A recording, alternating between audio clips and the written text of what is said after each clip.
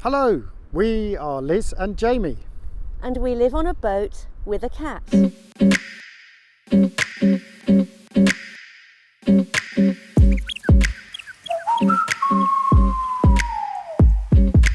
In the last episode... long day. Started very early and we were off the boat by about 6:10 in the dinghy, and we went to see James Bond Island. That was good, and thoroughly enjoyed seeing Scaramanga's hangout. Get back to the boat, then I made dinner in our thermal cooker while you sorted out the drone. And we took drone footage the first time ever. And it was very, very, very, very exciting. And you've even got some possible usable footage and certainly some images and things. And then we thought, hang on, it's still only 10:30.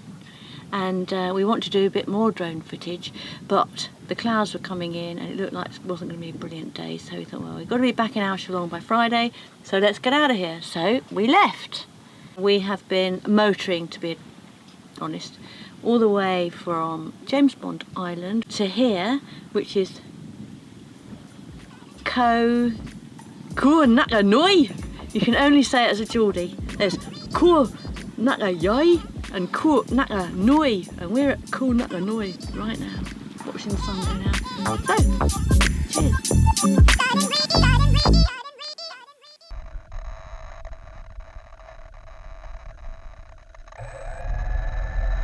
We did manage to get the splash drone up in the air before we left Koh Naka Noi.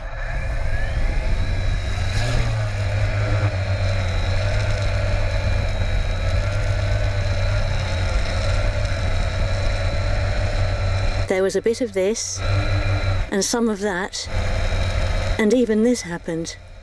But each time he practiced, Jamie learned something new, and the results steadily improved.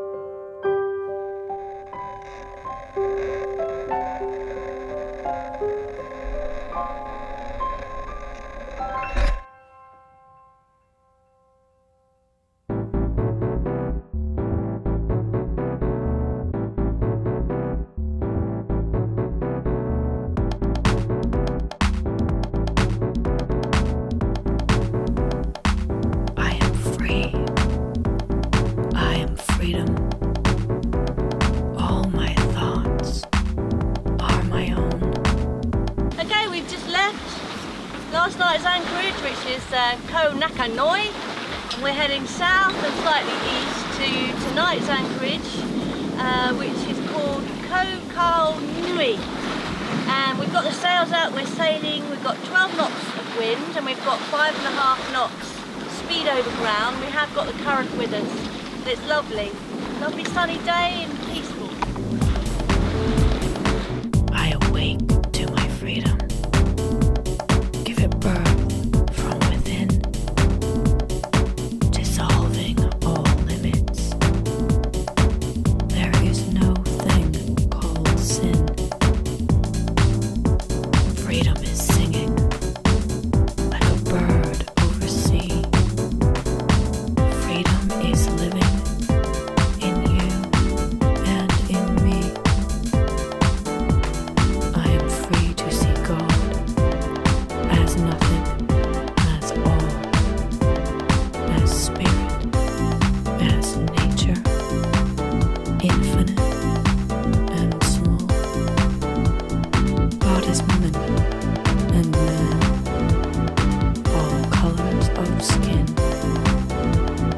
is the borderless universe. He hibernates within. Freedom is ringing, for whom the bell tolls. Freedom is living, it's born as we grow.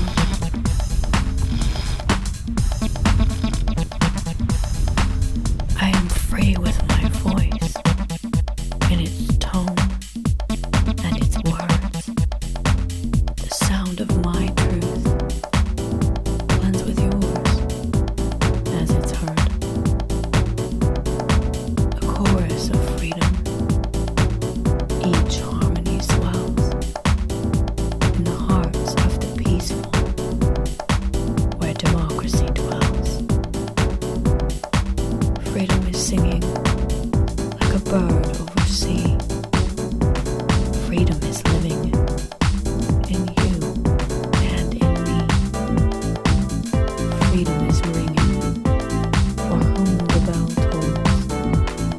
Freedom is living in the young and the old. Freedom is singing. Freedom is living. Freedom is waking. Freedom is me.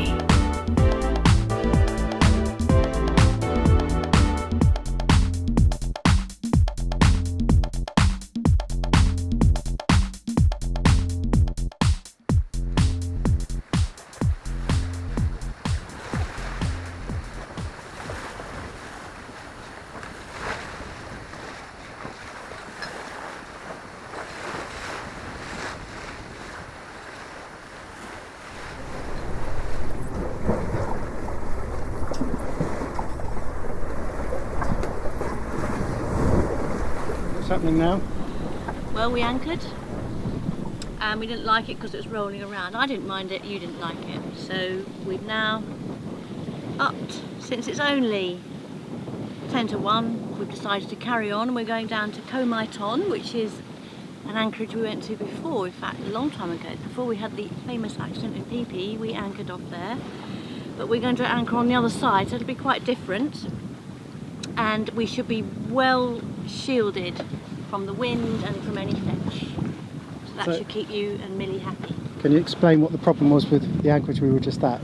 I think you probably need to explain, don't you? It was rolling a bit. Go on then, you explain. It was rolling a bit. I hate anchorages like that. I don't mind them if we have to use them. But it kind of reminded me of a few anchorages we ended up in the Maldives and down the Red Sea, where you have no choice but to anchor in certain spots. It's safe, you're going to hold, but there was just a bit of groundswell coming around the island, and it's got a good 5-10 miles of fetch. It was just lumpy, and we've been quite spoilt this last week or so, anchoring in some very, very nice, calm, flat waters and good muddy holding in little bays, and I just figured I prefer to anchor there. It was a nice spot. It's a bit of a touristy island, but it would have been a very nice spot, especially as the sun went down, and we maybe could have gone ashore and played around on the island, but no big deal, is it? No, no big deal. And this is nice as well, so we haven't put the mainsail out, we're just running, it's a broad reach, and we've got the Yankee out and we've got the mizzen out, which is very, very baggy. So we're just running on those two sails. We're making 4.5 knots. Yeah, it's not bad, is it? What's the wind? 11. About 10 knots. 10 knots coming off our hind quarter. And we've got some current helping us. Yeah, I'm not Possibly. exactly sure. No, I'm not sure which way the current's going. But anyway, it's only, what did we say it was? How many miles away? 6 miles? 5? Just over, between 5 and 6, so it's about an hour and 20 Exactly. perhaps. It's not even 1 o'clock, so Yeah. it's just nice to keep the sails out, isn't it? Yeah, enjoy it while we can. Yeah.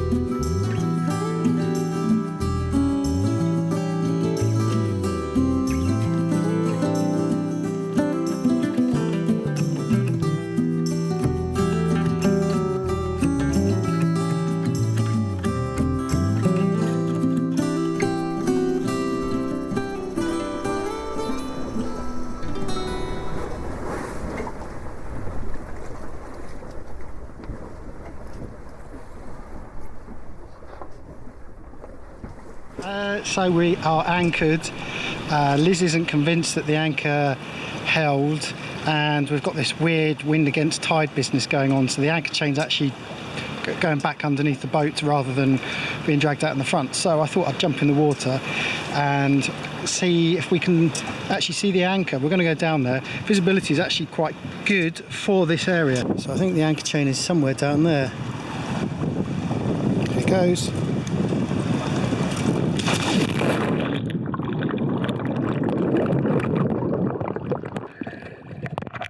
Yeah, it's a pretty strong current.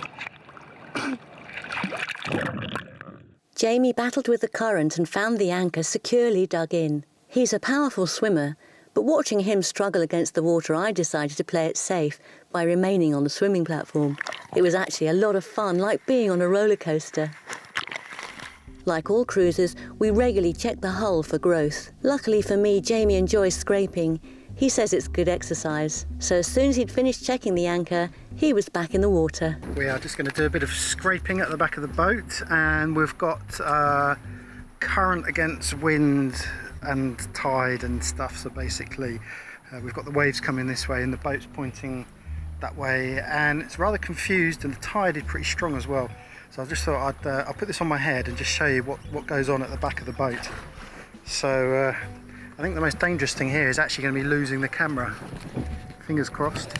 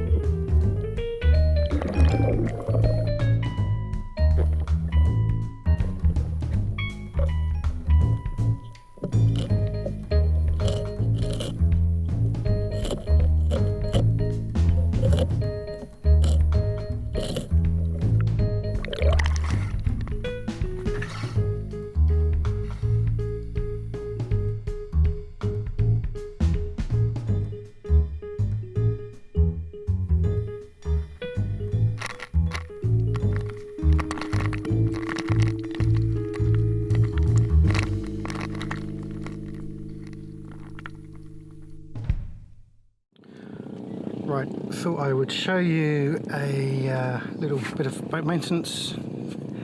Actually, it's more outboard maintenance. So this is a fairly small outboard. It's only rated at about 3.2 horsepower, I think, so it's pretty small.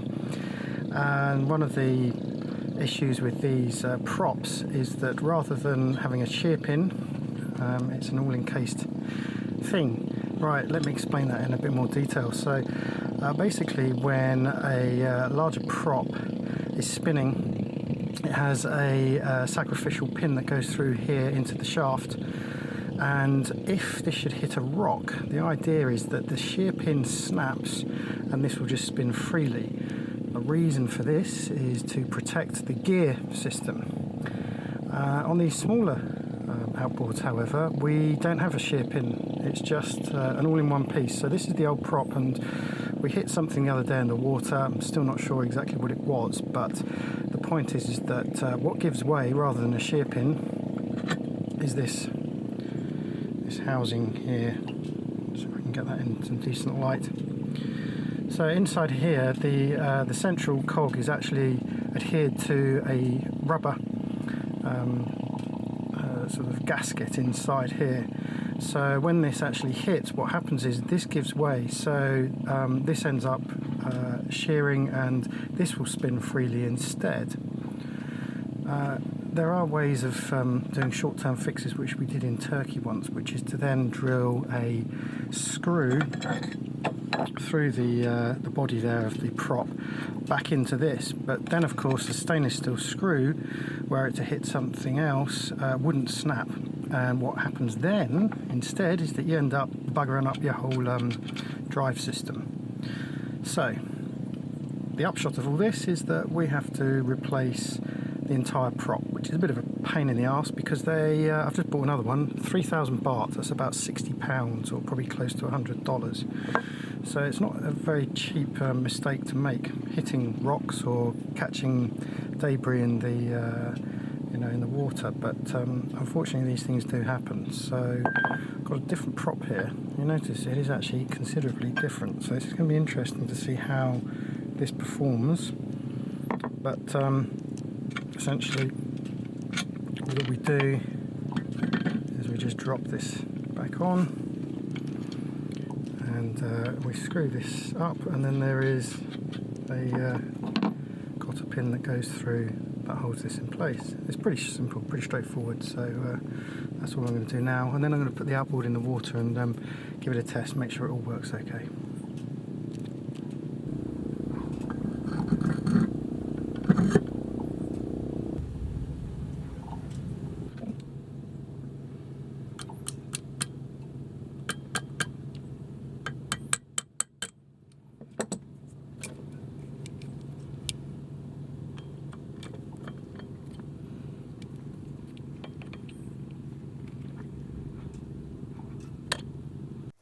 Sadly, Jamie wasn't able to test the outboard that day because on the horizon those transitional clouds were once again gathering. It's another late afternoon and we thought perhaps, let's get the splash drone out and record ourselves off the eastern side of Mai Thon.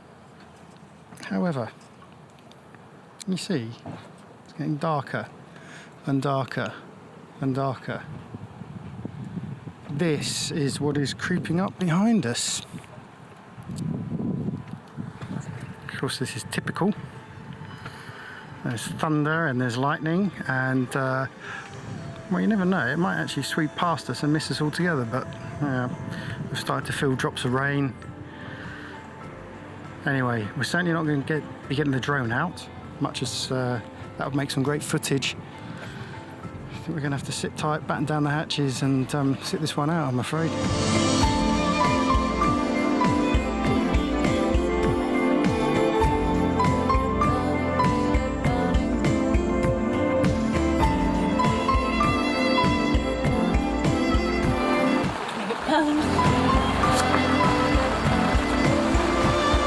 It's like a switch, just switched on.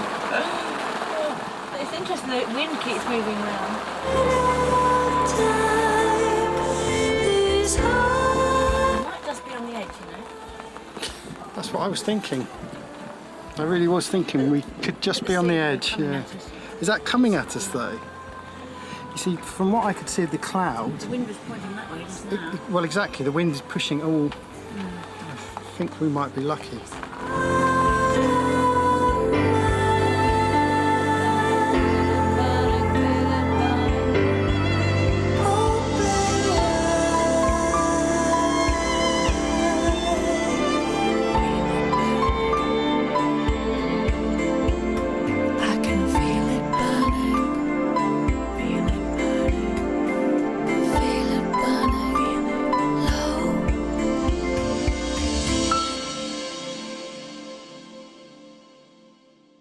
In the next episode, we finally make it to Ao Chalong, where we check out of Thailand.